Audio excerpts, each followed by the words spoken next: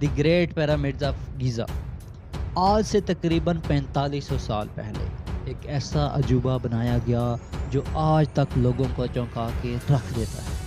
دی great pyramids 146.6 metre کی height والے انسانوں کے دوارا بنائی گئی یہ سب سے اونچی چیز تھی جو انسانوں نے بنائی۔ اس میں اتنے بڑے بڑے پتھر استعمال کیے گئے کہ اس پورے پیرامڈ کا وزن 60 لاکھ ٹن بتایا جاتا ہے۔ اس کو آپ کمپیئر کر سکتے ہیں آج کے دور میں برج خلیفہ سے، جس کا ٹوٹل وزن صرف 5 لاکھ ٹن کے قریب ہے۔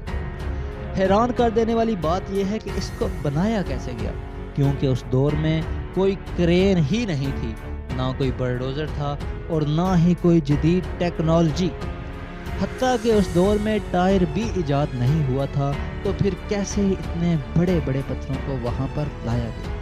ان لوگوں نے ایسا مونومنٹ بنایا جو آج کے دن تک قائم ہے، ایسی بلڈنگ جو پچھلے 4500 سال سے بنی ہوئی ہے۔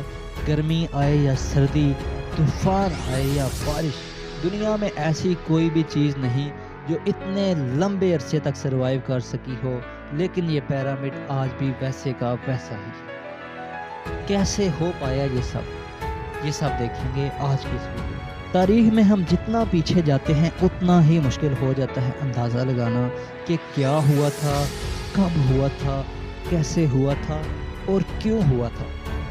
دی گریٹ پیرامڈ گیزا کو بنایا گیا تھا 2560 بی سی، 2560 بی سی میں بنایا گیا تھا اس کو پیرا خوفو کے دوارا۔ ان کے بارے میں زیادہ معلومات تو نہیں ملی، لیکن اتنا جانتے ہیں کہ یہ وہاں کے 4th کنگ تھے۔ اندازہ لگایا جاتا ہے کہ یہ وہاں پہ 23 ایئرز کنگ رہے، اور کچھ لوگ کہتے ہیں کہ یہ 34 ایئر وہاں پہ کنگ رہے۔ یہ پیرامڈ واقع ہے مصر میں۔ یہ صرف اکیلا پیرامڈ نہیں ہے، بلکہ اس سے ملتے جلتے 2 اور پیرامڈز بھی ہیں جو کہ سیم جگہ پر بنائے گئے ہیں، مگر سب سے اونچا ہے گریٹ پیرامڈ آف گیزا، جسے ہم خوفو بھی کہتے ہیں۔ اس سے چھوٹا ہے پیرامڈ آف خافرے، اور تیسرے نمبر پر ہے پیرامڈ آف مونکر۔ اس زمانے میں بنائے گئے اکیلے اور واحد مونومنٹ یہ نہیں ہے، بلکہ اس کے علاوہ بھی 118 پیرامڈز بنائے گئے، جن میں سے اکثر تو ٹوٹ کر ملبہ ہو چکے ہیں، اور جو سب سے بہترین حالت میں ہیں وہ یہ 3 یہی ہیں۔ اس کے علاوہ ایک اور بھی ہے جس کا نام ہے دی گریٹ شپنکس آف گیزا۔ اب سوال اٹھتا ہے کہ کیا وجہ تھی ان کو بنانے کی؟ وہی وجہ جو باقی سب کو بنانے کی تھی۔ کہا جاتا ہے کہ ان کو ایک مرکبے کے طور پر بنایا گیا تھا، ان کے بادشاہوں کو یہاں دفنا دیا جاتا تھا۔ بات یہ ہے کہ ان کا ماننا تھا کہ مرنے کے بعد زندگی ختم نہیں ہوتی، بلکہ ہماری روح دوسری دنیا میں چلی جاتی ہے، جہاں خدا ہماری روح کی جانچ پڑتال کرتا ہے، اس کو ٹیسٹ کرتا ہے، اس کو دیکھتا ہے کہ اس نے کیا عمل کیے۔ اگر اس نے اچھے عمل کیے ہوں تو وہ بندے زندہ رہتے ہیں۔ اس طرح کا خیال تھا ان لوگوں کا۔ جب ان کے بادشاہ زندہ تھے تو وہ اپنے لیے اسی طرح کے پیرامڈز بنوایا کرتے تھے، جن میں سونا، چاندی، زیورات، کھانے پینے کی چیزیں، حتیٰ کہ ان کے کپڑے تک بھی اس میں رکھے جاتے تھے، اور ان کے مرنے کے بعد ان کی ڈیڈ باڈی کو ممی کر کے وہاں پہ تابوتوں میں رکھ دیا جاتا تھا۔ اب آپ پوچھو گے کہ ہمیں کیسے پتا کہ پیرامڈ کو ان چیزوں کے لیے ہی استعمال کیا جاتا تھا؟ اس کا پہلا ثبوت یہ ہے کہ اس جیسے اور پیرامڈز میں ہمیں کچھ لکھائی ہوئی ہے، جن سے یہ ثابت ہوتا ہے کہ یہ پیرامڈز لوگوں کو دفنانے کے لیے ہی بنائے گئے تھے۔ لیکن اس کے بارے میں کچھ لوگ اپنی طرف سے کہانیاں بھی گاڑ لیتے ہیں۔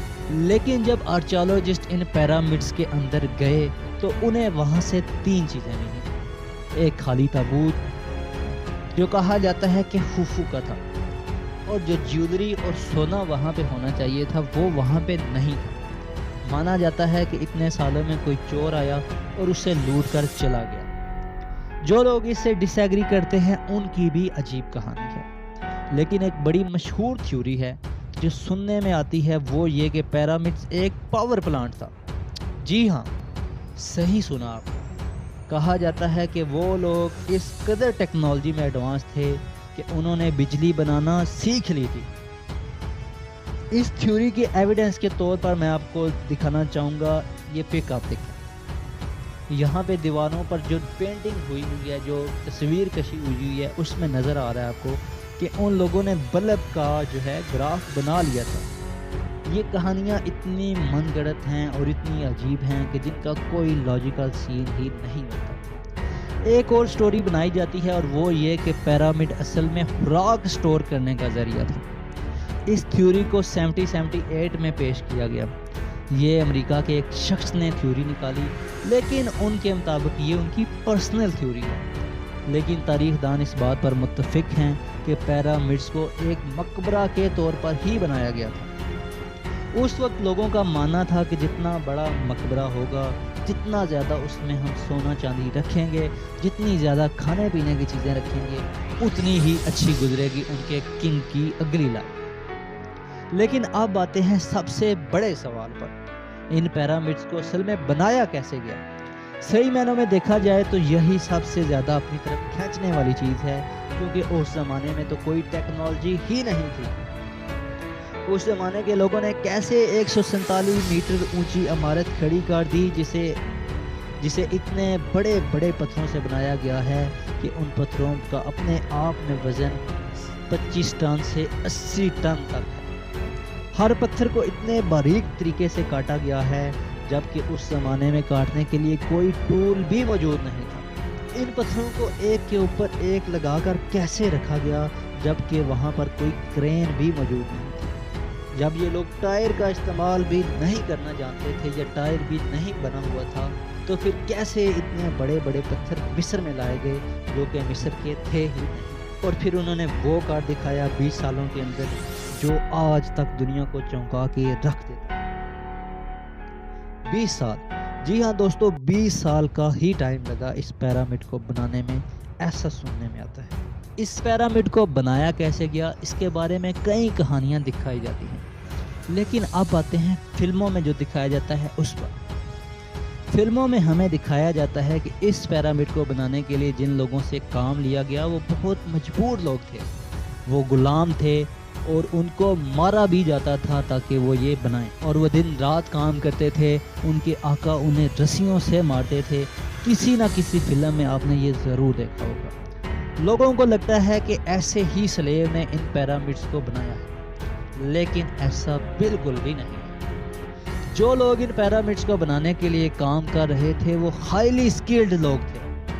उनको भूखा रख के मारा पीटा नहीं जाता था, बल्कि उनको अच्छे से खाना खिलाया जाता था। इतना अच्छा खाना कि जितना अच्छा शहर के लोग भी नहीं खाते थे, उससे भी ज़्यादा अच्छा खाना खाते थे वो लोग जो इस पिरामिड को बना रहे थे। लोगों की सेहत भी इन लोगों से अच्छी थी जो शहर में रह रहे थे। टोटल 20 से 30 हज़ार लोग लगे इसको बनाने में, जिन्होंने 10-10 घंटे दिन में काम किया। आज के दिन लोग घंटों घंटों काम करते हैं पैसे कमाने के लिए, और किसी बादशाह के नहीं बल्कि अपने ख्वाबों को पूरा करने के लिए। कंस्ट्रक्शन पर आए तो 5.5 मिलियन टन लाइमस्टोन इस्तेमाल हुआ, 8,000 टन ग्रेनाइट और 5 लाख टन मोटार का इस्तेमाल किया गया। ज़्यादातर ये पत्थर आए थे इस पास के एरिया से ही, और जो सबसे ज़्यादा दूर से आए थे वो आए थे अस्वा से। अब सवाल ये है कि इन पत्थरों को काटा कैसे गया, हालांकि उस दौर में कोई टूल ही मौजूद नहीं था।